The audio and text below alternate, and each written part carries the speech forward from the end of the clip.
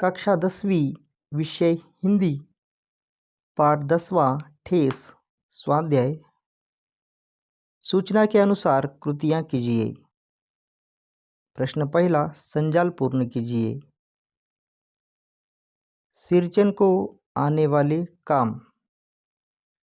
उत्तर, बांस की तिलियों की झिलमिलाती चीख बनाना, भूसी चुन्नी रखने के लिए मूंछ की रस्सी के जाले बनाना, सतरंगे डोर के मोढ़े बनाना, मोथी घास और पटेर की रंगीन शीतल पाटी बनाना। प्रश्न 2, कृति पूर्ण कीजिए। 1, सिरजन का मेहनताना। उत्तर, पेट भर खाना, एकाध पुराना धुराना कपड़ा। 2, मानू को उपहार में मिला, शीतल पाटी, चीक और कुश की एक जोड़ी आसनी।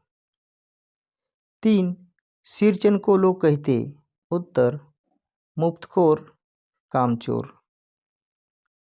प्रश्न क्रमांक 4, वाक्यों का उचित क्रम लगाकर लिखिए। वाक्य है, 1, सातों तारे मंद पड़ गए। 2, ये मेरी ओर से है, सब चीज़ें हैं दीदी। 3, लोग उसको बेकार ही नहीं बेगार समझते हैं। 4, मानू दीदी काकी की सबसे छोटी बेटी है। उत्तर, 1, लोग उसको बेकार ही नहीं बेगार समझते हैं। 2, मानू दीदी काकी की सबसे छोटी बेटी है। 3, सातों तारे मंद पड़ रहे हैं। 4, ये मेरी ओर से है, सब चीज़ें हैं दीदी। अभिव्यक्ति, कला और कलाकार का सम्मान करना हमारा दायित्व है। इस कथन पर अपने विचारों को शब्दबद्ध कीजिए। उत्तर, हमारे देश की संस्कृति में लोक कलाओं की सशक्त पहचान रही है। ये मूलतः ग्रामीण अंचलों में अनेक जातियों व जनजातियों में पीढ़ी दर पीढ़ी संरक्षित पारंपरिक कलाएं हैं। लोक कला का इतिहास उतना ही पुराना है जितना कि भारतीय ग्रामीण सभ्यता का। लोक कलाओं में लोकगीत, लोकनृत्य, गायन, वादन, अभिनय, मूर्तिकला, काष्ठकला, धातुकला, चित्रकला, हस्तकला आदि का समावेश होता है। हस्तकला ऐसे कलात्मक कार्य को कहते हैं जो उपयोगी होने के साथ साथ सजाने के काम आता है तथा जिसे मुख्यतः हाथ से या साधारण औजारों की सहायता से ही किया जाता है। ऐसी कलाओं का धार्मिक एवं सांस्कृतिक महत्व होता है। वर्तमान में लोग कलाओं और कलाकारों को उचित प्रश्रय न मिलने के कारण अनेक लोक कलाओं पर संकट उत्पन्न हो गया है। धीरे धीरे समय परिवर्तन, भौतिकतावाद, पश्चिमीकरण तथा आर्थिक संपन्नता के कारण परंपरागत लोक कलाओं पर नकारात्मक प्रभाव पड़ता है। जनता व प्रशासन दोनों को ही लोक कलाओं और कलाकारों की पहचान नष्ट होने से बचाने के प्रयास करने चाहिए। भाषा बिंदु। प्रश्न क्रमांक 1, कोष्टक की सूचना के अनुसार निम्न वाक्यों का काल परिवर्तन कीजिए। वाक्य, अली घर से बाहर चला जाता है। सामान्य भूतकाल। सामान्य भूतकाल में वाक्य होगा, अली घर से बाहर चला गया। वाक्य, आराम हराम हो जाता है। पूर्ण वर्तमान काल एवं पूर्ण भविष्य काल।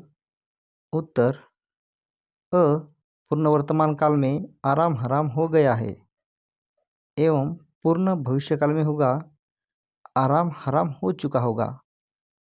सरकार एक ही टैक्स लगाती है। सामान्य भविष्य काल में ये वाक्य होगा, सरकार एक ही टैक्स लगाएगी। वाक्य, आप इतनी देर से नापतोल करते हैं। इसका अपूर्ण वर्तमान में होगा, आप इतनी देर से नापतोल कर रहे हैं। वाक्य, वे बाजार से नई पुस्तक खरीदते हैं। पूर्ण भूतकाल एवं अपूर्व भविष्यकाल। तो इस वाक्य का पूर्ण भूतकाल होगा, उन्होंने बाजार से नई पुस्तक खरीदी थी। अपूर्व भविष्यकाल होगा, वे बाजार से नई पुस्तक खरीदते रहेंगे।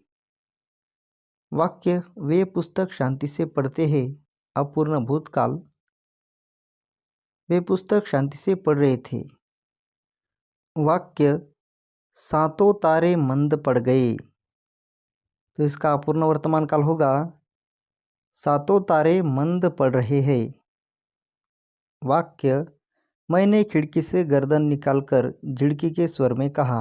अपूर्ण भूतकाल, तो अपूर्ण भूतकाल में वाक्य होगा मैं खिड़की से गर्दन निकालकर झिड़की के स्वर में कह रहा था।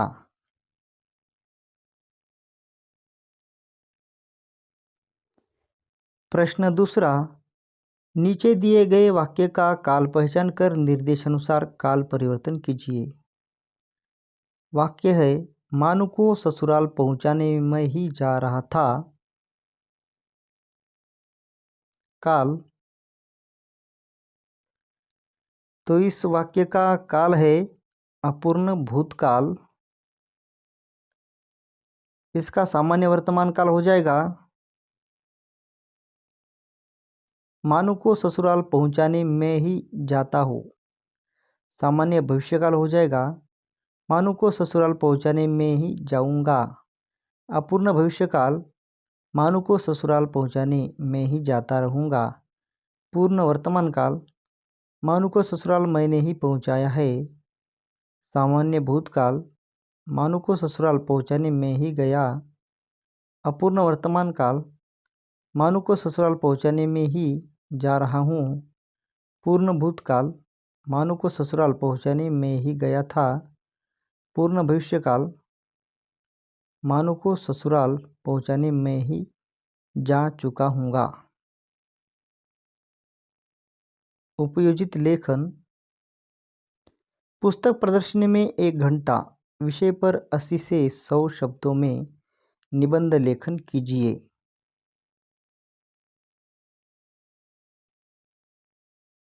उत्तर, पुस्तकें अनमोल होती है। वे हमारी सबसे अच्छी मित्र होती है क्योंकि वे ज्ञान विज्ञान का भंडार होती है।